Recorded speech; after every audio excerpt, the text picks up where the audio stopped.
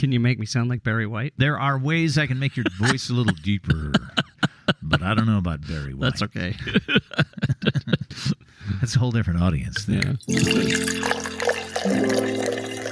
Coming up on the Tall Mike Wine Podcast. You work for one of the Dicks. I work for one of the Dicks, one of the original Dicks. Yeah, a Pioneer Dick.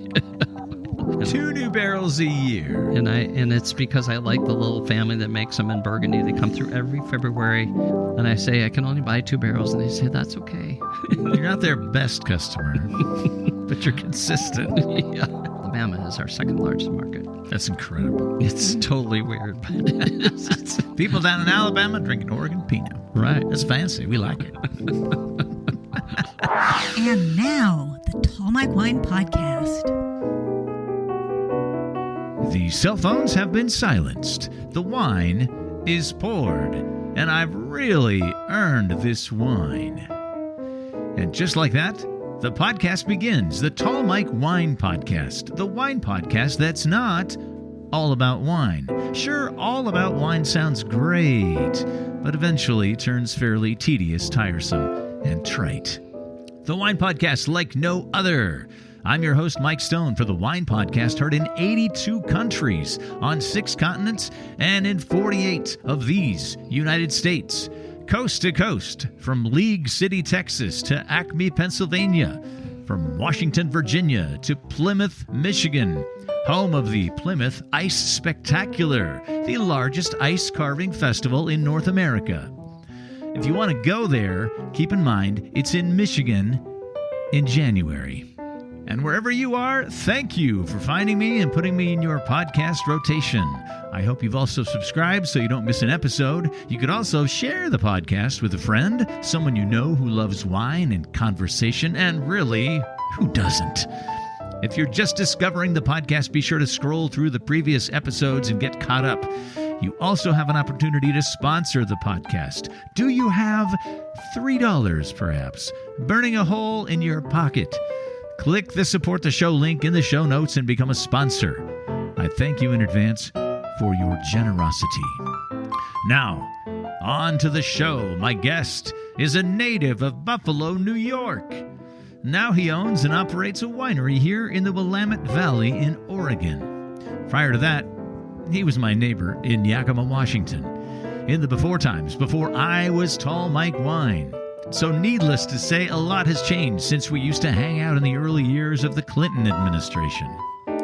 Let's get caught up now with Rob Stuart, the owner and executive winemaker at R. Stuart & Company in McMinnville, where we are chatting today. Hi, Rob. Thanks for hosting me. Thanks for having me here to have you to be hosted. Yes, I'm here. You're hosting me. And I drove 600 miles. Oh, my gosh. To be here. But that's okay, because we're going to get a few episodes out of Oregon wine country, and it's going to be great. Hopefully you didn't walk 600 miles. How long do you think that would have taken? Several weeks. Let's talk about Oregon wine in very general terms. Then we'll focus on what you've been up to here. What's the latest count for wineries in Oregon, approximately? It's well over 1,000. I've seen a number of 1,200, but it's somewhere between 1,000 and 1,200. Okay, that's a good round figure. It's very round. It's a lot. Mm-hmm. Would it be fair to say that if you look at the biggest states for wine, California, Washington, and Oregon, that the Willamette Valley is the most complicated when it comes to microclimates and growing grapes? I would say that we espouse that. I think other wine regions do the same thing. We have a lot of cataclysmic events that have happened over several hundreds of thousands of years, maybe millions of years, if you want to look at it that way. I would say between the soil types, the marine sediment, which is sedimentary soils, which are very old, and then the more recent Missoula flood soils that dumped out of a big lake up in Montana and Alberta. Much more recently, just a few million years ago. Well, no, those were like in the last 60,000 years. Oh, 60. Yeah, that happened a few times. But before that, marine sediment being oldest, volcanic soils from lava flows that dumped out into the valley, and then you got the Missoula floods, and then you've got just what nature likes to do, rain and drizzle down into rivulets into rivers, into massive rivers, and wash things down. So, we're also on the 45th parallel. Very interesting to me is that on the summer solstice day, we have an hour and a half more sunlight than San Francisco. So we have more sunlight, but our heat summation is much lower than, say, the Napa Valley. Well, the nature of my question is, if you look at the map, let's go to the northern end of the United States. You've got Washington's Columbia Valley. It's quite a ways inland, and it's protected from the ocean by a big mountain range. So it's really hot and dry there in the summertime, which is pretty good for growing grapes. And then if you go south of here to California, you're further south, so things are going to be warmer. And you've got, mostly people in pretty warmer areas growing grapes, except the people right on the coast. But here, you're on the western side of the Cascade Mountains, and you're not too far from the ocean, and you're a little further north. So to me, it seems, and of course I'm driving around here the last couple of days, and it's cold and it's rainy, and I think, this might be a bit more of a challenge than a lot of people have growing grapes here in Oregon, Washington, and California. Would you agree? We like to talk about that, but I think depending on how long you've been in the Willamette Valley, it's a lot easier than it used to be. Well, first of all, the first Pinot Noir planted in Oregon was actually, I believe, this is post-Prohibition, would have been probably Richard Summers down in the Roseburg area. He did a shotgun approach of several varietals. I would say, and I'm not positive the exact date, but in the 67, 68, there were two people that thought the Willamette Valley was the place for Pinot Noir. That was David Lett from Irie, whom we fondly call Papa Pinot. He's since passed, probably 6 years ago, something like that. And the thing is that my point of view is that they were both here pretty much at the same time, but it's, who put the first plants in the ground? Was it a nursery row or was it actually a vineyard? Both guys are dead, so it's hard to really know. But we give credit to David Lett because he was a good winemaker. David, had some great successes, and shortly after him came Dick Erath, Dick Ponzi. We call it the two Dicks and the Dave, Dick, and Dave, and others. A couple of Dicks and a Dave walk into a bar. This could be the start of a really good joke. Or not. In those days, the Willamette Valley was considered a Region 1 from a heat summation point of view. So 1 being coolest, 5 being hottest. And it was a 1, sometimes a 2. So it was marginal. And that was perceived. It's arguable these days, but those are the best places for Pinot Noir. Now we're probably more like a Region 2.5. And we're starting to see yields instead of typical yields of Pinot Noir in the valley. In most places, used to be 1, maybe 1.5. Now there are growers that are growing 4 to 5 tons the acre. Now are those reserves? Not necessarily. The reserve vineyards are typically around 2.5 in a year that makes sense. So the answer to my question is, it used to be a lot harder and now it's a little easier. It used to be a lot harder to grow and make wine. Now it's easier to grow and make wine, but it's harder to sell. Because there's more wine? Because there's more wine and more people selling wine. Yeah, and the expansion is just down where I'm at in Sonoma, I look at Sonoma, next door Napa. Hey, Sonoma and Napa, that used to be California wine. Now there's north of Sonoma, Mendocino County. North of Napa, Lake County. And then you go south all the way to the Santa Cruz Mountains, and then you keep going south all the way to Santa Barbara, and then you go east to the Sierra Nevada Mountains, and you've got all of the wineries out there. I just wonder who's drinking all the wine. And then you go to the Baja. Well, yeah, of course. Down to the Valle de Guadalupe. Now, where I work in Sonoma, they tell me it was cattle ranches and dairy farms. Napa Valley was fruit orchards, walnuts, plums, things like that. And I know a place I like a lot, Walla Walla, Washington. It used to be primarily wheat fields. What is the backstory here in the Willamette?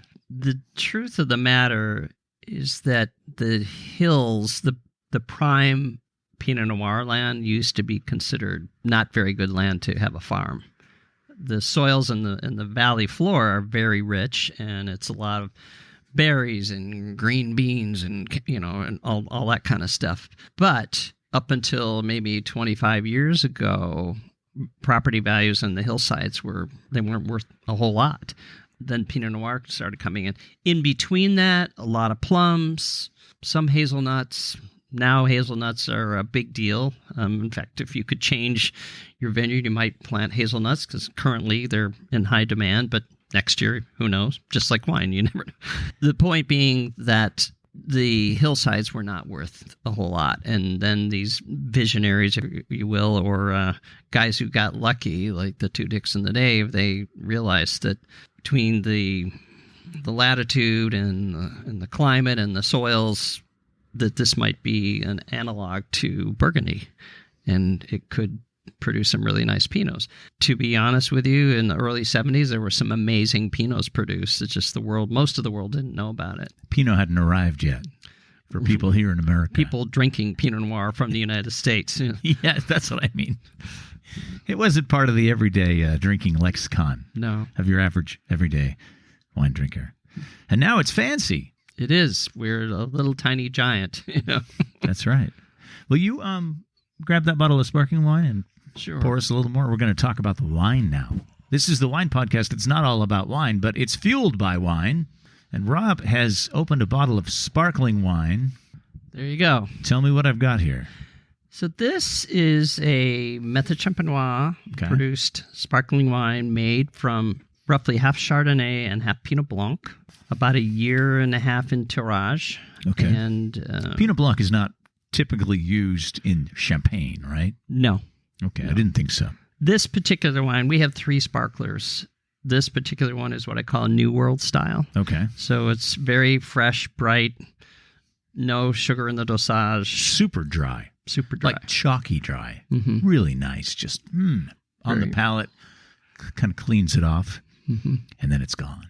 The intent of this wine originally, we only made one sparkling wine at the time. Okay. And it was called Rosé d'Or, which is very complex, sort of the other end of the spectrum from this one. A little more fruit, a little more it's a perceived sweetness. Well, maybe a little more sweetness. It's more about complexity. It has wine going back to 1999 all the way through what's the current release, 2017.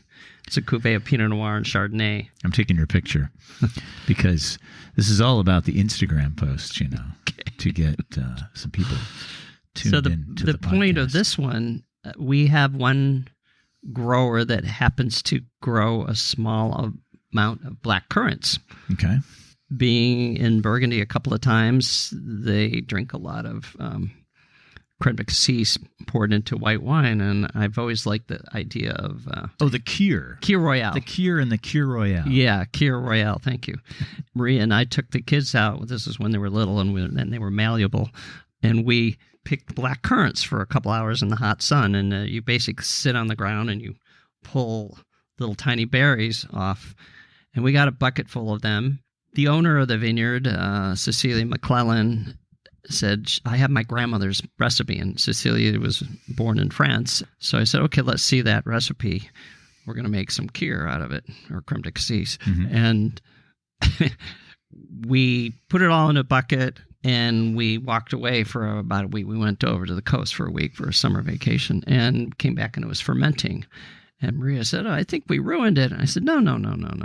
It's just making alcohol, which is what we're going to need. Yes. Anyway, we made our own creme de cassis. Then the idea was, okay, will this work in the Rosé d'Or, which is very complex? Mm-hmm.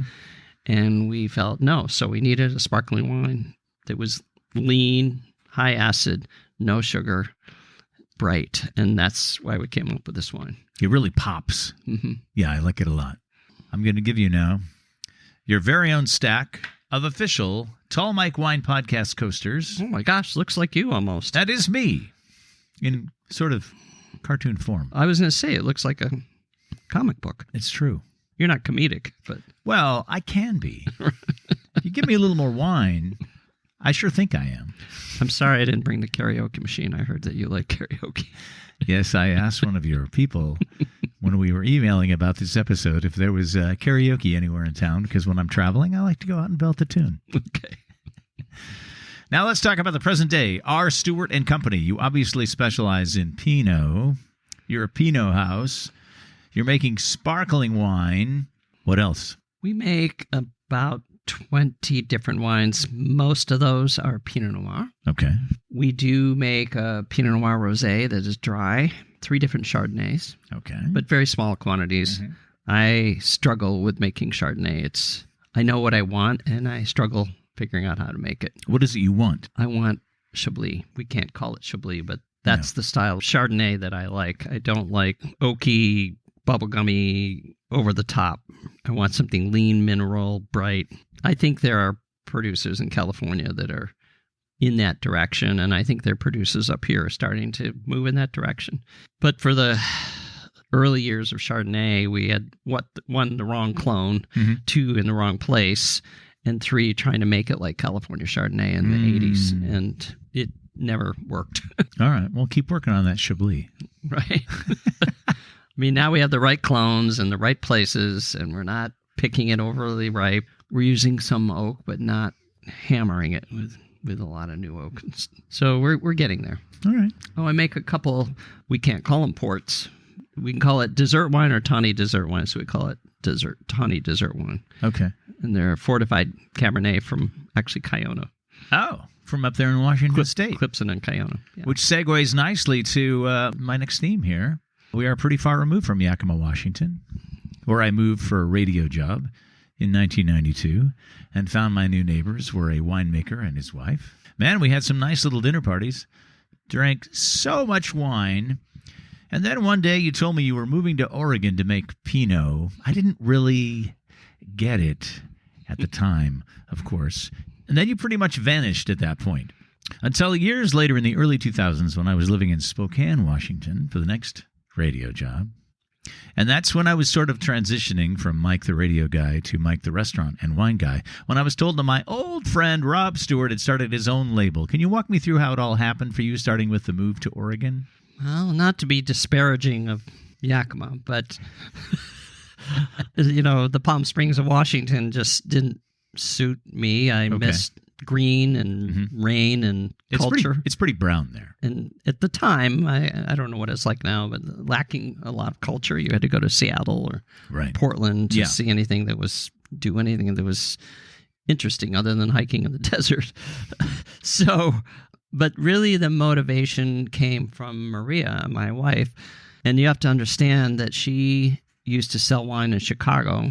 She moved from Chicago with the idea of moving to Portland, Oregon, but we had met previous to that through just working with her in Chicago. We ended up getting engaged and married. So she moved to Portland, and then about 6 months later, we got married, and she moved to Yakima. And she sort of said, what the hell am I doing here? And she sort of took one for the team with that move, right? She took a big one for the team. I used to say, in Yakima, people would say, "Oh, you're Maria, Rob Stewart's wife." Well, when we moved to McMinnville now, "Oh, you're Rob Stuart, Maria Stewart's husband." So it gives you a sense of it. But she was the Oregon, they called her the Oregon girl for her distributor in Chicago. Okay. So she got to know the Oregon wine industry through the suppliers, the original, two Dicks and a Dave kind of, that were striking out in this new market called Chicago. And I got to know a lot of people in this industry. I was very involved in the politics of the Oregon wine industry in the early 80s when I lived in Southern Oregon.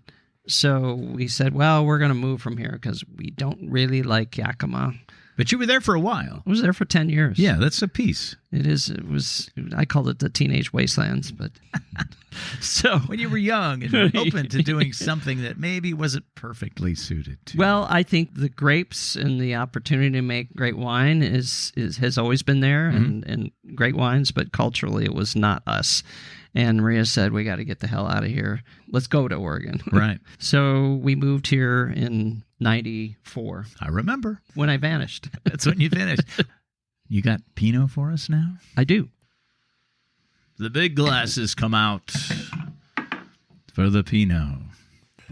So my intent here is to show you 3 wines because we have 3 different tiers. Okay. And it's a pyramid.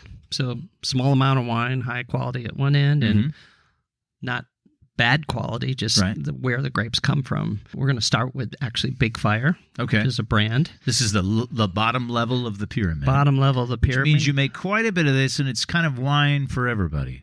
Exactly. Okay. I just thought of that myself. Has a nice screw cap on it. 21 vintage, Big Fire Pinot Noir. Big Fire Pinot Noir, Willamette Valley, 2021. Where did the name Big Fire come from? In the beginning, when Maria was the direct-to-consumer, if you will, manager at Erath. Okay. And the wine bar manager, tasting room manager. This is when you first arrived here. When we first arrived. Okay. You worked for one of the Dicks. I worked for one of the Dicks, one of the original Dicks. Yeah, a pioneer Dick.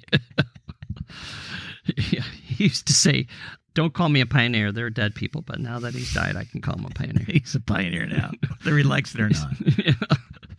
And then we had hired a woman from Atlanta who actually was full-on Irish. She became our national sales manager. And then myself, being the general manager and winemaker at Erath, we were in the process of attempting to buy Erath. He was, it's time for me to sell kind of thing. And he wanted to sell it to us, but he didn't want to sell it to us. And every time we talked about every other month, I had 3 different backers to come in. And each time he said, well, I don't like that backer. And then he'd say, well, I'm going to sell you less and charge you more. And I want my fingers connected to everything you're doing and blah, blah, blah. So in the end... It was not a good situation. No. We knew he was not ready to sell. Yeah. And certainly not to us. Not walk away. No. So after about 6 months of that going on, we planned with the third backer that we found. His name is Frank Blair. Lives on an island in northern Maine. So the 4 of us formed our own company, and officially, legally, we were able to have a license to produce wine January 1 of 2002. But in the fall of 2001, that's when we had to come up with a name for the winery, and we knew that once we started, we couldn't go back. We had to jump off the cliff together. Mm-hmm. And of course, 9/11 happened, and we looked at each other like, the whole world's falling apart and blowing up, and do we really want to do this? But we were committed to do this. So we had to have a brand, and we kind of argued around and around and around. I did not want my name as the winery because there are a lot of people that have their name in the winery. But between my other 3 partners and everyone that I knew in the industry in this area, they said, you've been out there making and selling wine, your name is worth something, so you need to call it that. Right. But before we called it our Stuart Co Winery, the term, because we needed to have wine up and running as quickly as possible for cash flow. So we ended up with the name Big Fire. So you ask, how did Big Fire come up? Yes. It was the fall. Okay. And we quit our jobs. Maria and I had 2 little boys at the time. They're now 25 and 20. They are adult men. Adult men with hairy faces and armpits and everything. Crazy. But they were little, and Trish Rogers, who was our Irish partner who did our national sales, she had a little 5-year-old girl, and she was a single mom. We saw a lot of flora and fauna names out there. I don't know if Middle Sister was there by then, and Layer Cake, all these made up names, but we wanted something that meant something to us. And Trish was living outside of Carleton in the country, and people were burning brush, and she's thinking, round fire, hot fire, bonfire, big fire, and we liked it. It was so different, and we could already imagine what kind of label we would come up with. Right. So the story behind Big Fire is that we quit our jobs with health insurance and cell phones, certainty of employment, to who knows what. Are we going to survive? Are we going to make this? And 9/11 had happened, and we're like, holy shit, we're in trouble here. Right. But it's about quality of life. Mm-hmm. It's about when our kids were little, if we need to go to the hospital that day with them, if we need to go to school that day with them, if we need to stay home and they're sick, we could do that. We work our tails off. Mm-hmm. We work more than 40 hours a week, but it was under our control, not somebody I was just going to say that. That gives you so much more control over the bigger picture. Yeah. And that's really what it's about, being around a bonfire and watching your kids grow up. That's the short answer. I love that. Tell me about the wine. As I'm sitting here sniffing it, the first thing that comes to me is like cinnamony. It's got some spice. Cinnamon and flowers. So we call this our entry-level Pinot. Mm-hmm. We want it to be very easy to drink. We don't claim it to be a reserve wine, but we also feel very strongly that it's well made from some great vineyards. In fact, all these wines are made identically. It's just where the fruit comes that makes the difference. Okay. They all use neutral oak. I have like 1,300 barrels out there in the cellar, but I buy 2 new barrels a year. 2 new barrels a year. And it's because I like the little family that makes them in Burgundy. They come through every February. And I say, I can only buy 2 barrels. And they say, that's okay. You're not their best customer, but you're consistent. Yeah. I like that story. Big Fire Pinot Noir. It has a lot of like bright cherry kind of flavors. Yeah, a lot of cherry. But cherry the first thing that spice. struck me was, wow, it's very cinnamony, which I like. It's like the poem. Girls are made of cherry and spice and everything nice. You're close. I'm paraphrasing. All right, what's the next one? Next wine. Well, I need your dump bucket there. Oh, there we go. We're really dumping in the dump bucket. That rarely happens. Mike, to be able to survive here. It rarely happens on the podcast. Love that sound.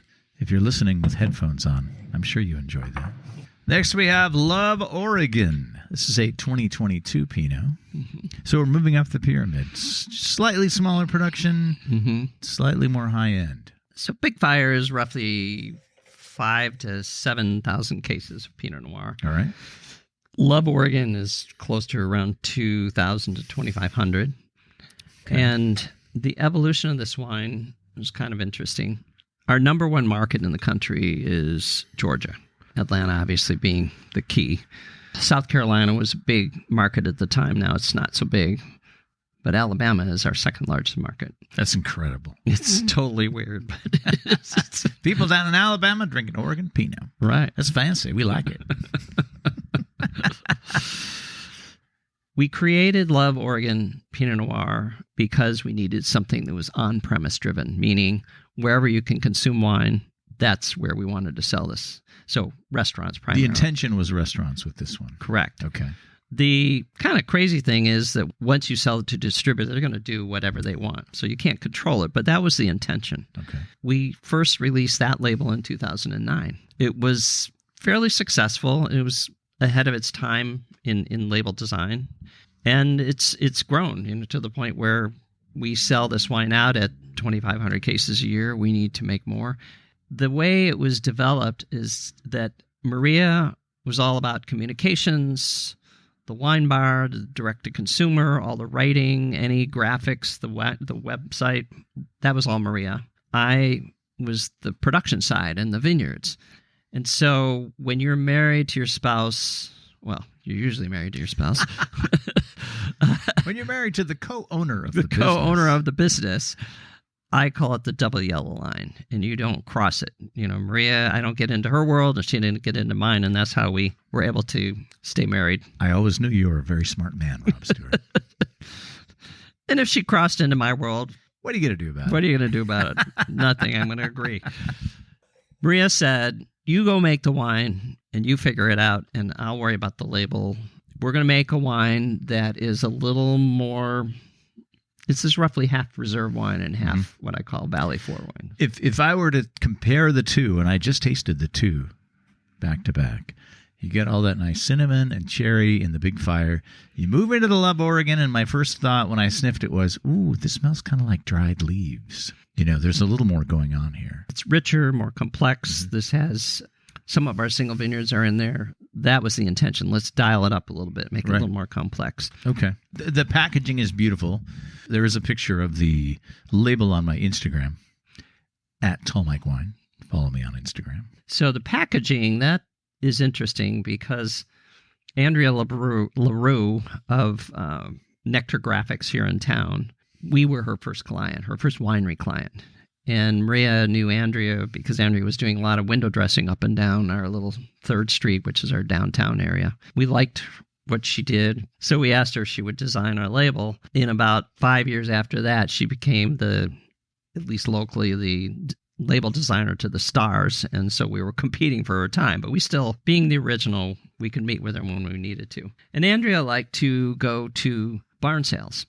In a barn sale outside of McMinnville, she found a box with an old almanac from the late 1800s and a stack of postcards. Maria and Andrea, when they would get together for design days, they would close the door, drink wine, come up with ideas, and they're cackling away, they're drinking, they're looking at this almanac. Cackling. Careful. And the original intent was there were so many little towns in Oregon that had funky little names, and I always like to refer when I'm talking to people, did you ever see fried green tomatoes?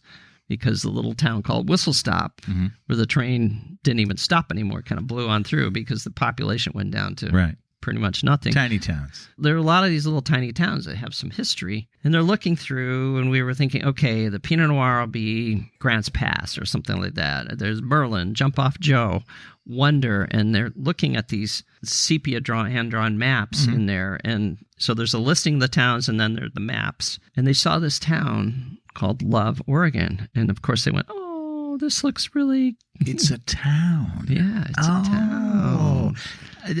So I've seen this label a million times when you first introduced it. I thought it was more like how you would sign off a postcard. And I'm in Oregon, so I'm just going to say, Love, Oregon. You're close. You're close. Good. All I need to do is get close. Yeah. And I feel good. So the towns, they list the population, cows, pigs, sheep, logging and mining were the main industries. Was there a school? Was there a church? You're a school marm in Kansas and you want to go west. There's a town without a school. Maybe I can get a job there. That kind of thing. It was the halfway point between Grants Pass and Crescent City. So people going... Two major population centers. Well, for Oregon and the West Coast. Back in the day. Yeah. So it was a 2-day horse ride, and the halfway point was Love, Oregon. Okay. And James Love, he could shoe horses, fix wagon wheels. They had a little hotel with 12 rooms, outhouse. I always like to say, they had simple fare. We'd call it pork tenderloin and polenta, but I'm sure it was whatever they shot, and grits, Right, exactly. People would stop there, and then they'd head on down either into the cold country in California, or they'd go into the coast. And we liked that story. We couldn't find much more about it, but there was a 1951 article in the Grants Pass newspaper. There was a grandson of James Love reminiscing, and there were a bunch of photos. And we found it because we went to the Josephine County Historical Society, and for $1 an hour, they'd help you do research. $1. $1. And that's how we learn about all, the history of this town. So there's that story about the town and how it got named. There was a stack of postcards, and someone had mailed from Love, Oregon to New York City this postcard. And it says, with best wishes, your true friend, Love, Oregon. So it was a name of a place. And it was a sign-off. And it was a sign-off. Okay. And we would talk about it in the cellar. We're always moving stuff around. Where's the L.O. Pinot? Where's the Love? And Maria would come in and say, it is Love, Oregon. It was a place. It's not Love kitschy. It was a place. Where is the love? Where is the love? Always it's a song, right? Going Mike on me. The interesting thing is that Love, Oregon was 3 miles west of Wonder, Oregon. Now, Wonder, Oregon, if you drive up the coast of California and come into Oregon in the southern part, you would go through Wonder. It's population 500, mostly logging. There's a lot of this illegal cash crop that is not illegal so much anymore. And very popular. But if you're careful when you're on Highway 199, which there's a lot of little hairpin turns, very narrow, if you're paying really close attention, there's a little creek with a sign that goes underneath the highway, and it says Love Creek. But there are no buildings there. And if you Google Earth Wonder, Oregon, you can see through the trees the old road, but there are no buildings there. Well, so Love, Oregon is no longer. Wonder's still there. So amazing. Yeah. So that's how we came up with the package. And if you look carefully at this label, it looks like the Smith River Canyon. we don't know. You go down the Smith River, it's big pools with large salmon and blue water and redwoods. And I mean, it's a beautiful drive if you ever have a chance to drive it. And the other postcards, we think there was a series with a wedding going on. There's a mom and daughter on the rosé. They're picking flowers. Another one where they're in a buggy. We're not sure. There were these cards. That's great stuff. The real point of this is every human being on the planet has a story. We just don't know them all. But we found this little nugget of history, and it resonates with, that we are all human. I'm so happy hearing that story. I really am. I'm feeling the love. Did you finish that wine, Mike? I did. I'm ready for the next one. So this is, if you will, the top of our line called Autograph. Autograph Pinot Noir. Is this a single vineyard? It is not a single vineyard. Okay. So we make single vineyard designated Pinots. We make 5 to 6 of them depending on the vintage. Okay. Pretty much the same cast of characters. All really great. I mean, Pinot Noir is all about terroir and very good, unique expressions year after year.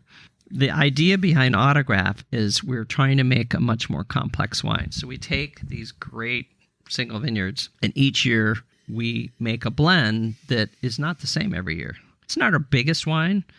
It's not our most luscious wine, but it's the most complex one we make. There's a lot of subtle flavors that are going on here. So this is Autograph. Why is it called Autograph? Well, we use a lot of different analogies, but this is the single vineyards are the instruments, and this is the whole symphony, if you will. Okay. Some people get it confused. They call it my signature, but we like Autograph better as a term. I think, though, it connotes a little more specialness because everybody has a signature, but not everybody's asked to sign their signature as an autograph. Right. Just basketball players and football players. Well, famous people. Famous people. This is my attempt to being famous without being famous. It's delicious. Now let's do some background. Buffalo. How was that growing up?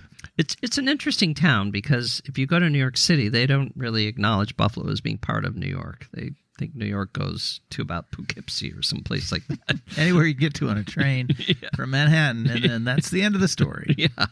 So it's a Western outpost. It's almost Canada. Well, yeah. Where I lived on the Niagara River on Grand Island was, if you jumped in the water, you'd go over Niagara Falls in 7 minutes. The border to Canada was 300 yards out on the river, which was a mile wide. It has a lot of that Canadian influence. Growing up there, you could be a doctor, lawyer, engineer, or you pump gas. That's sort of my simplicity of these are your options. Those are some great multiple choice. Yeah, what do you want to be? Don't go for that last one, kids. It seems easy, and yes, it is easy, but you won't have a nice life. Well, or you end up in the steel mill or the Chevy plant. Okay. It's got that kind of Pittsburghy kind of vibe. It's a working class place. Very much so. Blue collar people. Yeah, it's the home of, chicken wings, the Anchor Bar. Somebody invented wings, and hopefully they made a fortune. Yeah, they made a fortune. At what point did you know you wanted to get out of Buffalo? I think I knew that all along. I have... from your very first, cognitive thoughts as a child? I'd say more as a teenager. Okay. And I think it's simplistic to say a lot of working class towns, you either know you want to get out of there or you never want to leave. But that's sort of the mentality. Your comfort level is great. You're working at the Chevy plant making what you think is really good money. Right. Your parents worked there before you or whatever. My parents both were college educated, and my dad was a mechanical engineer and a teacher and a professor. He started up a couple of engineering schools for the state university system, and then he started an engineering school in Ontario, Canada, as part of his background. My mom, she graduated from, I always loved Smith. So she didn't even go to Smith. She can't even spell Smith, like in White Christmas, but she went to Smith because her parents were adamant about all the kids in the family going to college. And this is like 1936, 38, something like that. So education was important, and doing something with that education was important to them. My oldest sister traveled. It was in the days when hitchhiking was relatively safe. She hitchhiked all over the country, so I got exposure from that kind of thing. My brother went to school in Nevada after community college outside of Buffalo and got a degree in metallurgy and then ultimately oceanography in England. So getting out of town was important to all of us. It was like your family's culture. Mom and Dad are going to stay here because we've built this life, but there's really nothing for you here. Exactly. Okay. So tell me about the aha moment for you with wine. I know it has something to do with the trip to Europe when you were in your teens. Flesh it out for me. Let's get to that wine. Let's talk about it. My brother was going to school in England, getting his master's in oceanography. And he said, come on over in the summer of that year in my junior year in high school. I got on the plane. My parents dropped me off. And it was on an airline that they had one plane, so you kind of had to wait for the plane depending on where you were. But you had to be at the airport anyway. The plane is in England right now. It'll be here a little later. A little later. So the plane comes, and I'm 17. It's important to describe this next bit of the story because it affected my head and my mentality. Being 17... And of course, in Buffalo, or maybe many places, at the time the drinking age was 18, but you start drinking when you're 15 or whenever you get your hands on it. First time you go to a party with your friends. Right. It's all taboo. You got to do it. So I get on the plane and they offer me a beverage and they did not ask me my age. And I'm in Canada, not the U.S., so it wasn't as strict a deal anyway. Right. And I didn't know what I was ordering. I ordered a cognac. Oh, how sophisticated, Mr. Stuart. Yeah. Cognac. And they served me. So I was delighted. Oh, this is going to be a good ride. How did you feel about that cognac when you first put it up to your lips? I love the name of it. Sure. And it sounds even better when you pronounce it cognac. Well, if we must use the French pronunciation. Cognac. Yes. Cognac. And it's a brandy they make from wine grapes. Exactly. So 3 cognacs later, nice nap, wake up in England. Mm-hmm. I've never been to Europe. My brother picks me up. You wake up in England with a headache. Don't leave that part out. But I'm 17. Sure, you can shake it off. I'm excited, yes. About being in Now Europe. you're in England. You're in London? In London, at Heathrow. He says, get in the car, and we drive about an hour north to the bigger town is called Thetford. And we pull in front of this beautiful old manor house. I have no idea why we're there. We get out of the car. We walk to the side of this beautiful house into this old sunken garden. And because of the headache and the excitement, I mean, we've all woken up in the morning. It was a cool, bright, sunny morning, but we're hungover. And I think we can all relate to that feeling. So, you're really painting a nice picture for me. Yes. I like this. The sun was really bright yellow. And the sky was really vividly blue, and the grass was really vividly green and dew on it. And I just remember the fuchsias all around. It's just picturesque. I'm in England. I'm in Europe. Oh, my gosh. And my brother says, wait here. He goes into this house. And you don't know why you're at the house? I have no idea why I'm at the house. Okay. And 5 minutes later, out comes this short, stocky Serbian guy with a silver tray and crystal flutes and sparkling wine in it. And he said, "What hell bloody? You want some bloody Bollinger?" And it was 61 Bollinger, which was a great vintage. I had no idea how great 61 Bollinger was, but I knew it was alcohol. Okay. And I was ready, hair of the dog kind of mentality. Sure. And it was the most delicious wine I've ever had. Okay. So you asked my epiphany wine? Yes. My moment?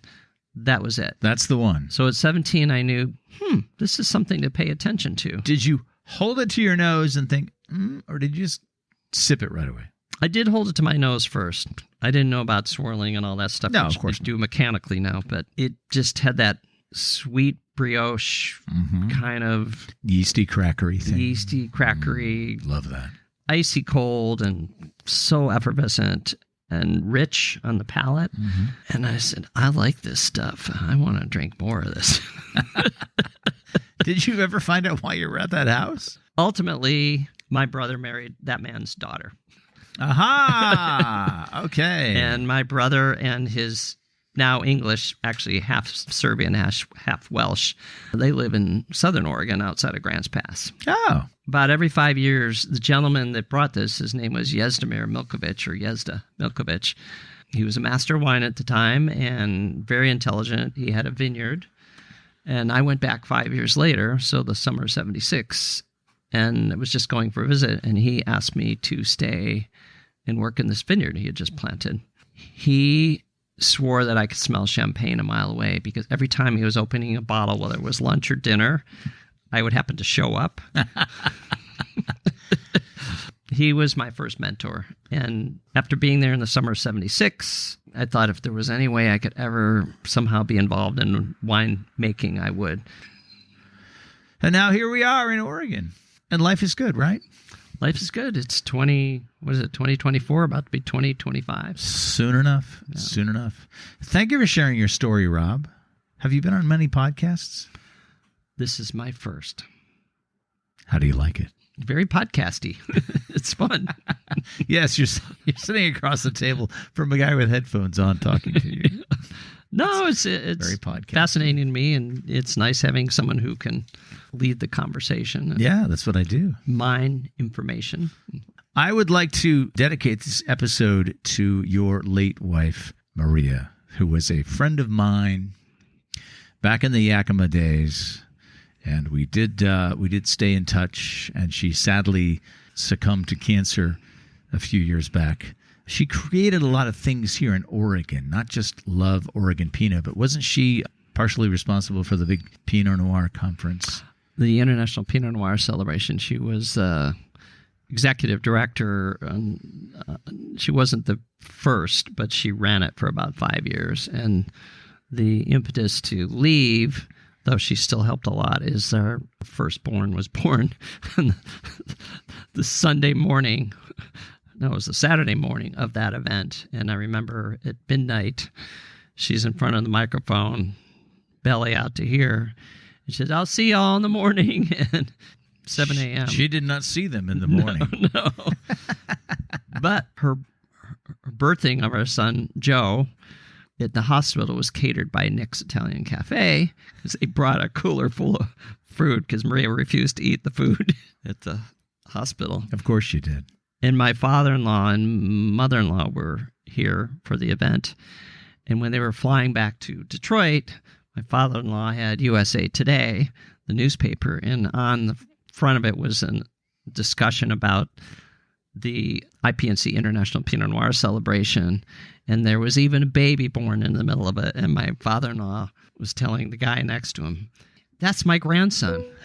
Call him Billy Joe Pinot." He hates Billy Joe Pinot, but that's what we call him. Billy Joe Pinot. Thanks for hanging out, Rob. Hey, thanks for bringing this podcast here. And Maria, we miss you. We do miss her. The Tall Mike Wine Podcast was conceived and is written, produced, edited, and maintained by yours truly. To get a peek behind the scenes, follow me on Instagram at Tall Mike Wine. For your very own stack of official Tall Mike Wine Podcast coasters, send me an email to tallmikewine@gmail.com. Did you like this episode? Cool. If you've not spent any time with the archived episodes, I encourage you to do so. Lots of good conversations have been had, going back nearly 4 years now. Oh, and I'd love to keep the podcast commercial-free, and you can help me with that by becoming a monthly sponsor. If you appreciate the show, click the Support the Show link in the show notes and sign up to contribute a few dollars a month. $3. Come on. I'm worth it. Right? Right. Thanks, Rob. Or maybe I'm worth 5 or 10. Thanks in advance for your support. Don't push it, right? I'm going to kick around the Willamette Valley for another few days, and there will be more episodes from the Pacific Northwest. Watch for them. Listen for them. For now, thanks again to Rob Stuart and the whole R. Stu crew for hosting me here at R. Stuart Co. in McMinnville, Oregon. I'm Tall Mike Wine, a.k.a. Mike Stone. Keep swirling. Keep sniffing. Keep sipping. Cheers.